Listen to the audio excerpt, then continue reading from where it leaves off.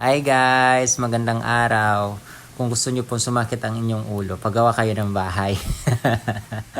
Okay nga pala. Ito yung binabili namin na lupa. 10 by 10 lang to. Parang ano lang po talaga siya. Residential lang talaga. Enough lang para sa isang bahay. Kaya kailangan ito story.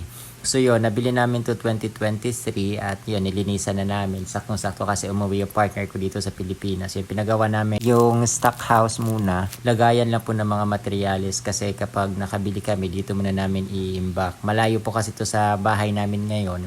Magbabiyahe ka pa ng mga 15 to 25 minutes kaya kailangan talaga meron kaming lagayan ng mga materyales. So kung mapapansin nyo, yung pinagawa naming stock house ay ano lang po, made of sticks lang po kasi kung bibili pa kami ng kukulamber magastos lang at saka sisirain din naman yan. So tipid-tipid din kasi kailangan talaga yung mga ginamit namin na materialis dyan, mga ano lang yan, mga mumurahin lang yan kasi nga para lang talaga na merong pantakip talaga dun sa mga mabibili namin in the future.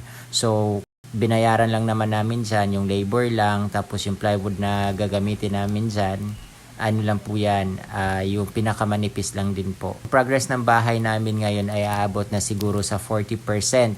Target talaga namin nung 2023 ay baka lipat kami ng 2024. So, ang iniisip ko talaga, nagagastos lang kami ng mga 700. Kasi nga, yung bahay namin dito, gumastos lang naman kami ng 852,000. Wala pa yung engineer doon. Separate yung engineer doon, separate yung lupa doon. So literal na yung bahay lang talaga. Ngayon, dito, umabot na siya ng 700 plus. Nasa ano pa lang kami, magsisimula pa lang kami sa second floor. So kumbaga, yung iniisip ko na aabot ng kami ng mga 700 tapos na ay mas lalo pa siyang tumaas. Hindi naman sa nagmamayabang ako gusto ko lang i-share kung ano ba yung aasahan kapag nagpapagawa tayo ng bahay. So sa ngayon po, ito na po yung bahay namin. So may mga susunod na video pa dito. Bye!